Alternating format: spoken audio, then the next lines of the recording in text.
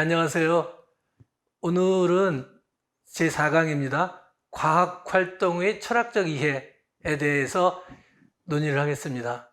지난 시간에 우리가 자연과학자와 사회학자, 정신분석학자가 보는 대상이 다르고 거기에 따라서 연구 방법도 다르다라는 얘기를 했습니다. 그분들이 의식적으로 어떤 방법을 택했다기보다도 주어진 이제까지 해왔던 전통에 따라서 연구를 해왔다고 생각을 할 수 있는데, 그거를 이제 마지막에 우리가 존재론과 인식론이 다르다 이렇게 표현을 했습니다. 이게 바로 철학에 있어서의 가장 중요한 주제라고 할 수 있겠죠. 오늘은 그래서 존재론과 인식론, 그걸 총괄하는 방법론이라는 전체적인 얼개를 오늘 설명을 하고, 그 이후에 존재론 따로, 인식론 따로 설명을 하도록 하겠습니다. 우선 철학이라고 하면 산다는 게 뭐지? 갑자기 이러면 너 왜 그렇게 철학적으로 변했어? 이런 말 하죠. 이 유명한 이방인을 썼었던 알베르 까미가 시지푸스의 신화를 쓰면서 던진 질문이 첫 장에 나오는 질문이 그겁니다. 우리는 왜 자살하지 않고 사는가? 그야말로 철학적 문제죠. 삶의 근본적인 문제를 던진 겁니다. 철학이라고 하는 것은 말하자면 삶의 문제에 대해서 근본적인 질문을 던지고 거기에 논의하는 것이다 라고 얘기할 수 있습니다. 그렇다면 과학 철학은 과학의 활동과 관련돼서 근본적인 문제를 던지고 그 문제를 비판적으로 검토하는 연구다, 이렇게 얘기할 수 있겠습니다. 그래서 이제 철학이라고 하면 형이상학, 존재론 이렇게 하면 벌써부터 거창한 이론이어서 낯설게 생각하기 쉬운데요. 가만히 생각해 보면 대체로 학자들이 철학에는 크게 네 분야가 있다 이렇게 얘기를 합니다. 첫 번째 논리학, 형이상학, 형이상학 중에 제일 중요한 게 존재론이죠. 우리가 지난번에 얘기했었던. 그 다음에 인식론, 그 다음에 가치론, 이렇게 얘기를 합니다. 여기에 대해서 간단히 살펴보고 과학활동과 관련해서 가장 중요하다고 생각되는 존재론과 인식론을 설명을 하겠습니다. 우선 논리학은 사유가 제대로 되고 있는지를 따지는 경우죠. A가 B보다 크고 B가 C보다 크다, 고로 A는 C보다 크다, 이렇게 해야 합리적이라고 얘기할 수 있겠죠. 이렇게 하면은, 이런 식으로 논리를 전개하면은 모순이 생기지 않을 겁니다. 3단 논법 많이 얘기를 하잖아요. 니체가 신은 죽었다 그러니까 그걸 한번 신들의 입장에서 얘기를 하면 뭐라 그러겠습니까? 우리가 많이 쓰는 거죠. 모든 인간은 죽는다. 니체는 인간이다. 고로 니체는 죽는다. 여긴 모든 인간이 죽는다라는 말 자체가 틀렸냐 맞았느냐 따지지 않고 모든 인간은 죽는다라고 하는 대전제가 맞다면, 그리고 니체는 인간이다라고 하는 조건이 맞다면 그 결론은 반드시 맞을 수밖에 없죠. 이게 이제 말하자면 논리학에서 따지는 가장 기본적인 것 중에 하나입니다. 그 다음에 형이상학, 말 자체가 형태, 이후의 학문, 이런 뜻이죠. 이거는 아리스토텔레스가 쓴 책들을 정리하면서 편집하면서 메타피직스라는 말을 썼습니다. 메타는 무엇 이후에 혹은 무엇을 넘어서입니다. 아리스토텔레스가 굉장히 많은 작품을 썼는데 그 중에 자연계에 대해서 쓴 게 이제 피직스에 관한 거고, 그때 당시에 가장 중요한 자연 학문이라고 한다면은 뭐겠습니까? 어떻게 생물이 살아가는가 하는 생명체에 관한 거고, 그 다음에 천체에 관한 학문도 이미 상당히 발달도 합니다. 그 다음에 이제 수학적 원리, 이런 것을 써놓고 그 다음에 근원적으로 세상은 어떻게 움직여가는가, 생물은 어떻게 성장하는가, 천체를 움직이는 것은 무엇인가 등등을 논의한 것이 자연학 다음에 묶어 놓았습니다. 그래서 그것을 메타피직스라고 번역을 하고 한국 한자어로 이제 우리나라에 들어올 때는 형 이후의 학문이다. 그래서 형이상학 이렇게 표현하죠. 사물의 본질 또는 존재의 근본 원리를 사유나 직관에 의하여 탐구하는 학문 이렇게 정의할 수 있겠습니다. 여기서 존재의 근본 원리 그랬는데 존재라고 하면 현실에 실제로 있는 것, 있음, 영어로는 being이라고 표현하죠. 또는 그런 대상을 존재라고 표현하고요. 존재론, 형이상학 중에 이제 가장 중요한 게 형이상학의 논의 중에서 가장 중요한 부분이 존재론이라고 할 수 있는데 이거는 존재 또는 존재의 근본적, 보편적인 모든 규정에 관해 연구하는 학문이다. 이렇게 표현할 수 있습니다. 영어로는 이제 ontology라고 그러죠. onto라고 하는 게 존재하는 것입니다. 또 우리가 이제 앞으로 entity라는 말도 많이 쓰는데 이것도 같은 어원입니다. ent라고 하는 것이 존재한 것을 얘기를 합니다. 존재하는 것인가? 존재하지 않는 것인가? 존재냐? 비존재냐? entity, non-entity 이렇게 구분을 합니다. 뭐 영어 사전적 의미로는 entity 그러면은 우리가 연구의 대상이라고 표현했는데 그냥 물질이 있는 건데 과학자들이 그걸 연구의 대상으로 보기 때문에 표현상 연구의 대상이라고 쓴 거지 그것 자체로 존재하는 어떤 것 그리고 다른 것과 구분되는 어떤 것 이것을 entity라고 표현할 수 있겠습니다. 교회도 하나의 entity라고 생각할 수 있고 사람도 entity라고 생각할 수 있고 책상 그것도 하나의 entity 이렇게 표현할 수 있겠죠. 또 하나 표현 중에 하나는 이제 현실 세계를 연구를 하죠. 사회적 현상을 사회과학자가 연구를 합니다. Social reality. 그래서 reality는 실제라고 번역을 합니다. 제할 때 자아이죠. 실제입니다. 아까 실제로 있음 그랬을 때 실제로는 현실적으로 있다. 현장에 있다. actually exists 라는 표현이고 지금 실제라고 하는 것은 연구의 대상이 되는 현재 있는 것을 얘기를 하겠습니다. 그래서 이것도 뭐 문제가 될 수 있습니다. 지난번에 얘기했듯이 사회 유명론을 따지는 사람들은 사회는 실제하지 않는다. 이렇게 보는 거죠. 개인의 집합이기 때문에 사회라고 하는 하나의 집합체가 존재하지 않는다. 그래서 사회의 실제, 소셜 리얼리티를 부정할 수도 있습니다. 그것은 입장에 따라서 다르다라고 표현할 수 있겠죠. 그다음에 이제 인식론은 뭐 지식론이라고도 표현합니다.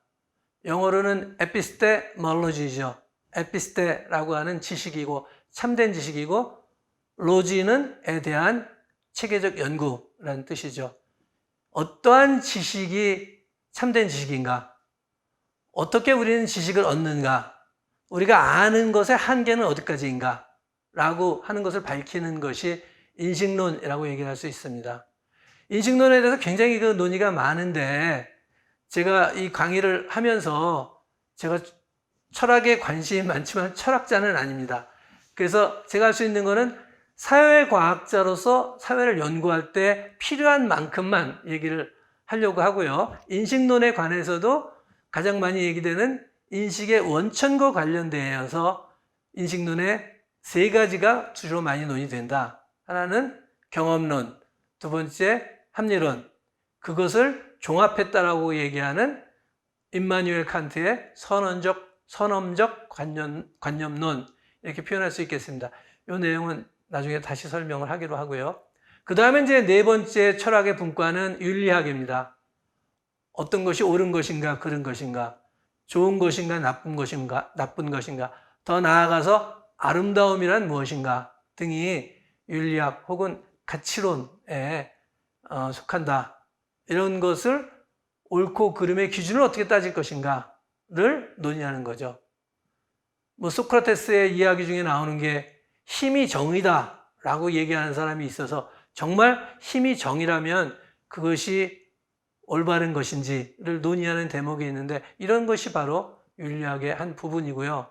뭐 얼마 전에 마이클 샌들의 정의론이 굉장히 많은 사람의 관심을 기울였었는데 그만큼 거기에 대한 판단, 여러 가지 판단이 있기 때문에 논란이 대상이 되는 거고 철학은 바로 그런 논란이 대상이 되는 기준점을 논의하는 데 있다 얘기할 수 있습니다. 철학이 이렇게 4개 분야로 나누어질 수 있는데 논리학은 모든 논의의 밑바탕이 되는 거죠. 그래서 당연히 그것은 밑바탕이 되는 것이고 어떠한 철학적 입장, 과학 철학적 입장을 택하더라도 논리학은 사용되는 거죠. 보다 중요한 거는 어떤 존재론, 어떤 인식론을 갖느냐에 따라서 연구의 방식이 달라지고 대상에 대한 생각이 달라진다 하는 겁니다. 그래서 우리가 과학 연구의 철학적 검토라고 얘기할 때는 핵심이 연구 대상을 어떻게 보느냐, 어떠한 존재론을 가지고 있느냐 하는 것이고, 두 번째, 그 대상을 연구할 때 어떠한 방법으로 하는 것이 정당한 방법이고 옳은 지식을 얻는 방법인가 하는 인식론에 관한 얘기가 핵심이다라고 말씀드릴 수 있겠습니다.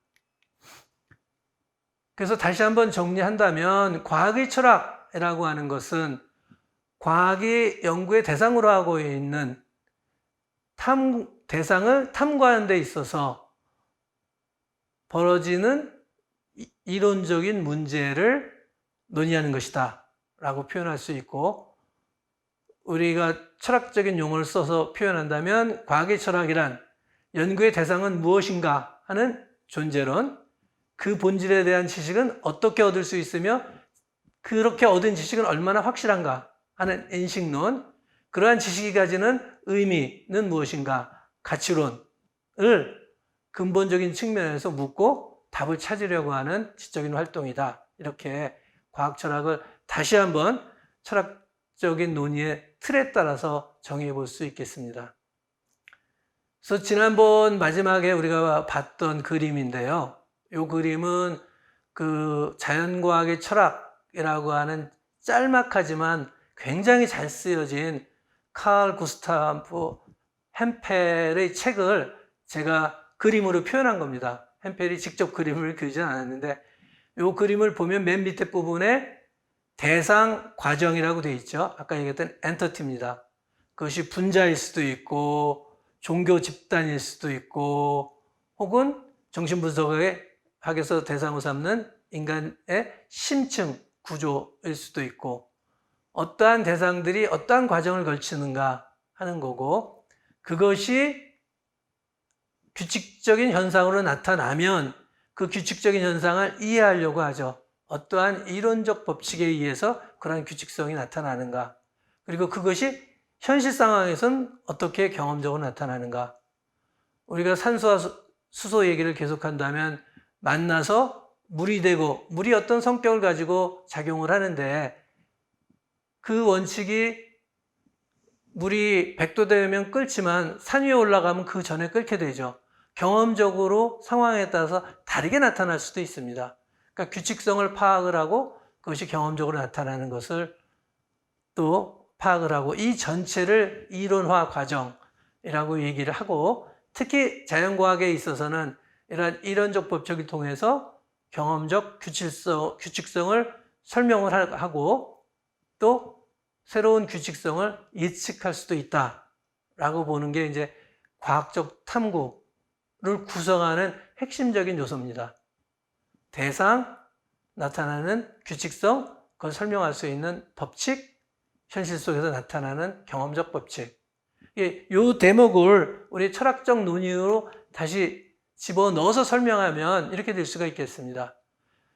사람마다 과학 철학의 방법론을 다양하게 설명하는데 저는 이렇게 설명을 합니다. 맨 오른쪽 그림의 맨 오른쪽 보시면 과학의 철학 방법론은 인식론과 존재론을 포함하는 과학을 탐구 대상에 관한 총괄적인 논의다 라고 얘기를 할 수 있고요. 존재론은 방금 얘기했었듯이 우리 연구 대상의 속성, 그 연구 대상끼리 만나서 상호작용하는 과정에 관한 얘기가 핵심이고요. 인식론은 그렇게 나타나는 규칙성을 우리가 판단하고 경험적 법칙으로 설명하려고 들 때 어떻게 그것을 알게 되는가 하는 게 인식론이 되겠고요. 분석의 방법, 기법, 그래서 메소드라고 써놨는데 방법론은 메소덜러지입니다. 철학 연구 방법 메소드에 대한 로지, 메소드 플러스 로지니까 철학적 방법에 관한 논이고, 분석의 방법, 기법은 methods, technique 이렇게 되는 거죠. 규칙성이 나타나는 것을 판단하는 데 있어서 서베이 방법을 쓸 거냐, 참여 관찰 방법을 쓸 거냐, 리그레션 통계적 방법을 쓸 것이냐, 아니면 근거 이론적인 코딩 그 관찰을 하고 그것을 코딩하는 방법으로, 통계적 방법이 아니라 그런 방법을 쓸 것이냐, 그게 바로 이제 기법이겠죠. 그래서 메소드는 실질적인 자료를 분석하고 해석하는 방법을 뜻하는 거고, 메소덜러지는 거기에 인식론과 존재론이 포함된 근본적인 방법이다. 그래서 그 과학철학 방법론으로는 크게 세 가지를 소개를 하고 그것을 이제 우리 2부에서 볼 생각입니다. 그래서 이걸 하나 더 구체화시키면 인식론 중에서는 아까 얘기했듯이 인식에 어떻게 해서 우리가 인식을 하게 되느냐, 지식을 얻게 되느냐라는 것을 중심으로 봤을 때 경험주의, 합리주의, 선험적 비판철학, 칸트의 철학이죠. 그걸 뭐 선험적 종합판단이라고 표현하기도 하고 구성주의라고 표현할 수도 있습니다. 그 다음에 이제 존재론의 경우에는 제가 밑에 소박한 실제주의, 비판적 실제주의, 복합적 구성물로 보는 존재를 이렇게 세 가지로 크게 볼 수 있다라고 얘기를 할 수 있고요. 이 그림이 그 모든 과학 철학의 핵심 요소를 요약하고 있는 겁니다. 그래서 이제 그 다음에는 인식론과 존재론을 중심으로 설명을 하게 되는데요. 여기 보면 중간에 표출이고 발현이라는 말을 써놨죠. 지난번에 얘기했듯이 발현적 속성이라고 하는 거는 A와 B가 상호작용을 했는데 A에도 없고 B에도 없는 새로운 속성이 나타나면 그걸 발현이라고 합니다. 실증주의에서는 발현이라는 현상을 인정하지 않고 설명을 하려고 듭니다. 모든 것은 각각의 구성하는 요소의 속성이 상호작용하면서 말하자면 더해져서 나타나는 현상이지 A와 B가 합쳐져서 완전히 새로운 융합된 물질이 나타난다는 표현을 쓰질 않습니다. 그런데 저기서 이제 발현이라고 쓴 이유 중에 하나는 비판적 실제론에 있어서는 저 발현이라는 속성이 굉장히 중요합니다. 왜냐? 어떤 규칙성이 나타나는 데는 A 플러스 B에서 새로운 게 나타나는 연구 대상, 사회과학, 자연과학의 연구 대상은 계층적으로 층이 있어서 가장 밑에 층에 있는 것은 우리가 잘 모르는 어떤 것인데 현실적으로 나타날 때 그것들이 합쳐져서 구성 요소에는 없는 새로운 속성이 나타나기 때문에 그것을 존재론적으로 전제를 하기 때문에 비판적 실제주의에서 발현이라는 말을 아까에는 없었던 것을 제가 여기다 첨가를 한 겁니다. 그래서 이 햄펠의 기본적인 구조는, 햄펠의 자연과학 철학의 기본적인 구조는 바로 이 전 과정을 이론화하고 우리가 이론적 법칙을 안다면 경험적 규칙성을 설명을 할 수 있고 또 새로운 규칙성을 만들어내기도 한다. 그래서 설명할 수 있다면 우리가 예측도 할 수 있다. 이렇게 전제를 하는데 사회학이나 지난번에 얘기했었던 정신과학에서는 다른 존재론을 갖고 있기 때문에 그렇게 잘 보지 않습니다. 우리가 다음 시간에 이제 설명하겠지만 그 존재론 현재 있는 것에 클락스 오어 클라우즈라고 썼죠.